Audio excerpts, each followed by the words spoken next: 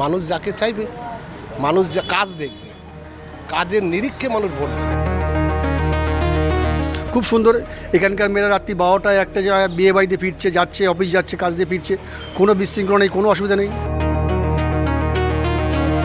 দিদিই চিনবে জনিমাদি, কারণ উনি তো কাজ করছে না, আজকে এত বছর আছে কাজ করছে, আর আমাদের পাওয়া যায় সব। আমার বয়সের ছেলেমেয়েরা তারা স্পষ্টভাবে বলছেন তারা কর্মসংস্থান চান। সংস্থানের যুবকদের কর্মসংস্থান অবশ্যই হয়েছে। একাধিক প্রশ্ন বললে তো হবে না। এই এলাকার মানুষ তারা কষ্টে আছেন, যন্ত্রণায় আছেন, তারা পরিবর্তন চাইছেন। এখানে মহিলাদের হাতে আরো অনেক বেশি ক্ষমতা এসেছে। উত্তর 24 পরগনার রাজনৈতিক মানচিত্রে দমদম উত্তর একটি অত্যন্ত গুরুত্বপূর্ণ বিধানসভা কেন্দ্র। এই এলাকার আমূল পরিবর্তন ঘটে গিয়েছে কয়েক বছরে। এই এলাকায় যেমন কলোনি এলাকা থেকে এখন এই এলাকা রূপ নিয়েছে আধুনিক শহরে, তেমনি এই এলাকার রেল স্টেশন এবং মেট্রো স্টেশন এই এলাকাকে কলকাতার হৃৎপিণ্ডের সঙ্গে জুড়ে দিয়েছে। কলকাতার পার্শ্ববর্তী এই শহরের মানুষ নির্বাচনের প্রাক্কালে কি বলছেন, তাদের অসুবিধা কোথায়, সুবিধা কোথায় হয়েছে, এখান থেকে কে জিতছেন, ভোটের হাওয়া কীরকম, সব কিছুর খবর নেব আমরা।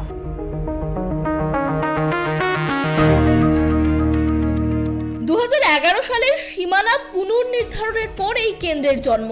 গত 3টি নির্বাচনের ফলাফল বিশ্লেষণ করলে দেখা যায় এখানে লড়াই হয়েছে হাড্ডাহাড্ডি। 2021 সালে প্রথমবার তৃণমূলের চন্দ্রিমা ভট্টাচার্য জয়ী হলেও 2016 সালে বামেদের তন্ময় ভট্টাচার্যের কাছে পরাজিত হন তিনি। তবে 2021-এ ফের বিপুল ব্যবধানে জিতে এই আসনটি পুনরুদ্ধার করেন চন্দ্রিমা। বর্তমানে তিনি রাজ্য মন্ত্রিসভার সদস্য। এক নজরে দেখে নিন গত বিধানসভা নির্বাচনে এই কেন্দ্রের ফলাফল।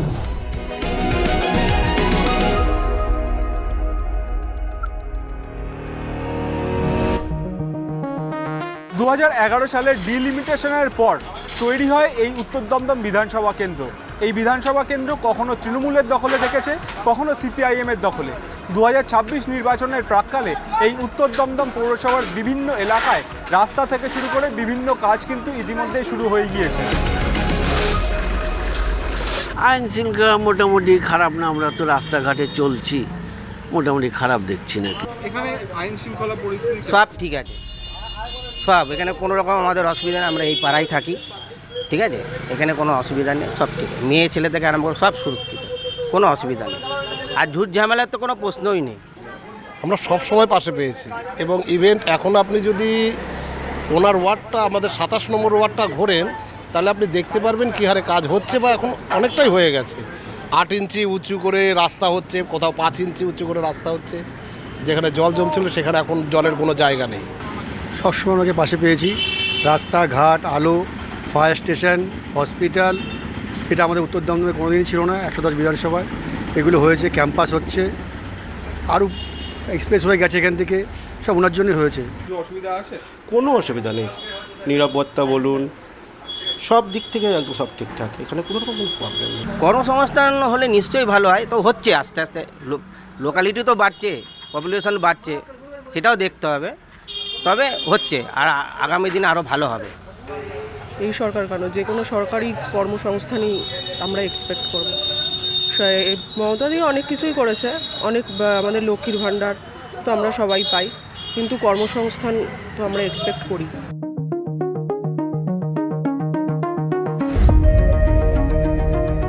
মেট্রো রেলের সংযোগ আর উন্নত যোগাযোগ ব্যবস্থা এই কেন্দ্রের তুরুপের তাস। একসময় এই এলাকা ছিল বামেদের অভেদ্য দুর্গ। কলোনি এলাকার শ্রমজীবী মানুষ এবং মধ্যবিত্ত চাকুরিজীবীদের ওপর ভিত্তি করেই দীর্ঘ কয়েক দশক এখানে রাজত্ব করেছে সিপিআইএম। এমনকি 2016তেও যখন রাজ্যে তৃণমূলের প্রবল হাওয়া, তখন তন্ময় ভট্টাচার্য এই আসনটি বামেদের ঝুলিতে ফিরিয়ে দিয়েছিলেন। 26-এর বিধানসভা নির্বাচনে এই কেন্দ্রে বামেদের বাজি দীপশিতা ধর। দীপশিতা ধর দমদম উত্তর কেন্দ্রে ঘরে ঘরে ঘুরছেন, মানুষের দুয়ারে পৌঁছে যাচ্ছেন। কতটা স্বতঃস্ফূর্ত রেসপন্স পাচ্ছেন এবং মানুষ কি বলছে, মানুষের কাছে কি কি অভিযোগগুলো পাচ্ছেন? মানুষের মেজর অভিযোগ তো রাস্তাঘাট, আপনারা দেখেইছেন, নর্দমার নিকাশি ব্যবস্থা, জল জমা, এখানের পুরো হাসপাতাল বন্ধ, স্কুলগুলো বন্ধ হয়ে যাচ্ছে। এই মানে প্রতিদিনের রোজগারের যে অসুবিধা সেগুলো তারা বলছে। তার সঙ্গে স্বাস্থ্য দুর্নীতি, যে কথা আপনারা বললেন, এখানে একটি বাচ্চা মেয়ে কদিন আগে ঘরে যে জল ঢুকে গেছিলো সেটাতে পড়ে মারা গেছিল। বিশ্বরপাড়ার এক ভদ্রলোক এই বিধানসভা কেন্দ্রেরই অন্তর্গত, তিনি আরজি করে মারা গেছেন কিছুদিন আগে। ফলে এই এলাকার মানুষ তারা কষ্টে আছেন, যন্ত্রণায় আছেন, তারা পরিবর্তন চাইছে। এই বিধানসভার যিনি বিধায়ক তিনি রাজ্যের ক্যাবিনেট মিনিস্টার, কোনো কাজই করেননি, মানে এরকম অভিযোগ কি আসছে?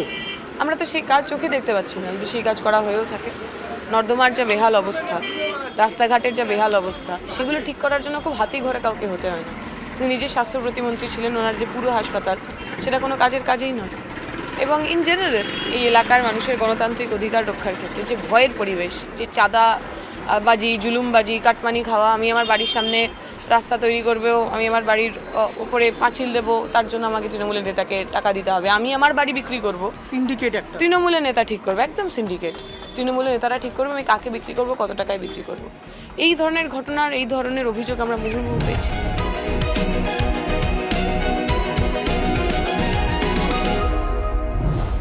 এদিকে তৃণমূল কংগ্রেসের মূল শক্তি তাদের নগর পরিকাঠামো এবং জনকল্যাণমুখী প্রকল্প।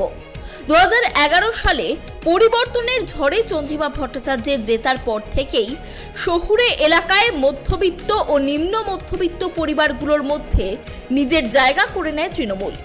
সরকারি পরিষেবা, রাস্তাঘাট এবং নাগরিক সুযোগ সুবিধার উপর ভিত্তি করেই চন্দ্রিমা এখানে তার ব্যক্তিগত জনপ্রিয়তা ধরে রেখেছেন।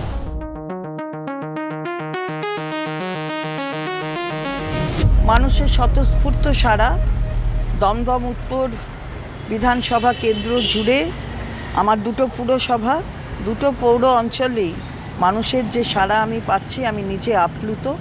মানুষ আমাদের নেত্রী মমতা বন্দ্যোপাধ্যায়, তিনি মুখ্যমন্ত্রী হিসেবে কি কাজ করেছেন সারা বাংলা জুড়ে সেটা দেখছেন, এবং তার দৃষ্টিপাতের ফলে দমদম উত্তরের যে উন্নয়ন কাণ্ড হয়েছে এবং উন্নয়ন সফল হয়েছে সেটাও মানুষ সেটা দেখেছেন, এবং তাই তাদের সমর্থন এবং ভরসা মমতা বন্দ্যোপাধ্যায়ের উপর থাকছে। তাই এত উচ্ছ্বাস তাদের মধ্যে আমি যখন আবেদন করতে যাচ্ছি। আমি মনে করি উন্নয়নের কোনো শেষ থাকে না, উন্নয়নে কোনো পূর্ণচ্ছেদ হয় না, ফুল স্টপ হয় না। সুতরাং উন্নয়ন সময়ের সাথে তাল রেখে রেখে উন্নয়ন চালিয়ে যেতে হয়। প্রভূত কাজ হয়েছে, এই কাজের ব্যাখ্যা দিতে গেলে আমরা যদি বলি যে ওখানে আমার দুটো পৌরসভায় দুটো ফায়ার ব্রিগেড আছে, যা কোথাও এই দৃষ্টান্ত বিরল। ওখানে যে মেইন রাস্তা, আমরা 21 সালে নির্বাচনের আগে বলেছিলাম যে ওই এমবি রোড করে দেব, ওটা 13 কোটি টাকা দিয়ে হয়েছে। ওখানে 4টে কলেজ আছে আমার পুরো বিধানসভায়, 3টে কলেজ মধ্যে একটা হচ্ছে বিএড কলেজ।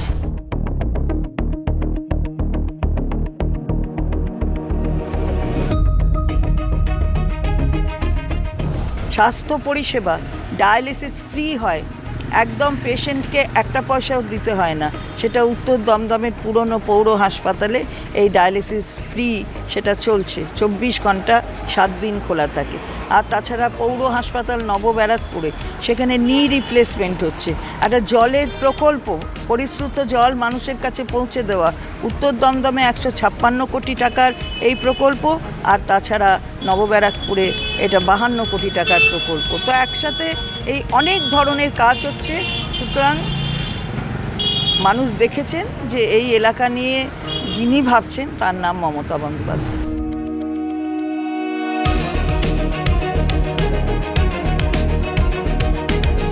আমার বয়সের ছেলেমেয়েরা তারা স্পষ্টভাবে বলছেন তারা কর্মসংস্থান চান, তারা আর খালি বেকার ভাতার লাইনে দাঁড়াতে চান না। কর্মসংস্থান এই এলাকার বড় ইস্যু।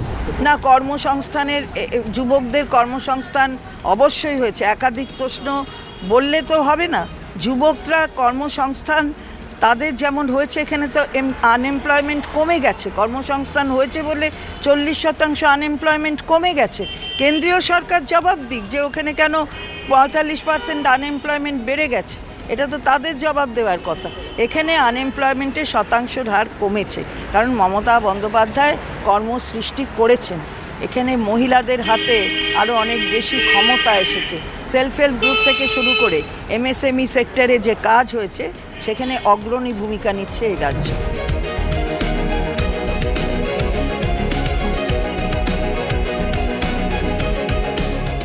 শহুরে ভোটারদের মন জয় করা এতটাও সহজ নয়।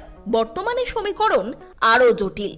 পরিসংখ্যান বলছে গত 2 লোকসভা নির্বাচনে এই কেন্দ্রে দাপট বেড়েছে বিজেপিরও। এক সময়ের দমদম বুলেট তৈরির জন্য বিখ্যাত এই জনপদ আজ ঘিঞ্জি শহুরে এলাকায় পরিণত হয়েছে। এখানকার ভোটাররা মূলত শিক্ষা, স্বাস্থ্য এবং পরিকাঠামো উন্নয়নের নিরিখে ভোট দিয়ে থাকেন। সম্পূর্ণ শহুরে এই কেন্দ্রে গ্রামীণ ভোটারের অস্তিত্ব নেই বললেই চলে। আর সেই কারণেই এখানকার শিক্ষিত মধ্যবিত্ত ভোটারের রায় কোন দিকে যাবে? দেখুন, আগে মানুষ দেখবে বর্তমান ফল কি আছে, মানুষ কি পাচ্ছে সেইটা দেখবে। মানুষ যার কাছ থেকে পেয়ে আসছে তার উপর প্রত্যাশাটা মানুষ সবসময় বেশি রাখবে। এই মুহূর্তে দাঁড়িয়ে আবারও সবাই দিদিকেই চাইবে, এর কোনো বাইরে বিকল্প এই মুহূর্তে আপাতত নেই। দীপশিখা কোনো দাগই কাটতে পারবে না, এদের কোনো প্রচার নেই। আর দীপশিখা চৌধুরী ভট্টাচার্য যা কাজ করেছে তার কাছে উনি খুব নগণ্য, কোনো কাজ করতে পারবে না, মানে ভোট পাবে না। আর চৌধুরী ভট্টাচার্য যা করেছে সিপিএম, সেটা প্রত্যেকটা মানুষের মনে আছে। আনফর্চুনেটলি ওটা হয়ে গেছিলো, এর আগের বারে যেটা হয়েছিল এটা আনফর্চুনেটলি হয়ে গেছিলো, কিন্তু এবারে মনে হচ্ছে নয়, হবে না, ওইটা আর হবে না। কারণ দীপশিতা কর নাম কেউ জানে না। এখানে মোটামুটি 12 আনা তো পাবে, আর শিক্ষিটা হাতে কাটতে পারে, শিক্ষিটা হাতে কাটতে যেতে পারে, তবে 12 আনা পাবে। 50টার মধ্যে হয়তো দেখা গেল 20টা পেলো, 30টা আমাদের রানিং পেলো, এই আর কি। চন্ডীমা ইয়ের দিকে, টিএমসির দিকে একটু ঝুঁক, কারণ এরা যা প্রকল্প দিয়েছে আমরা তো পয়সা পেলে পারে সেটাই দিকে ঝুঁকে পড়ি।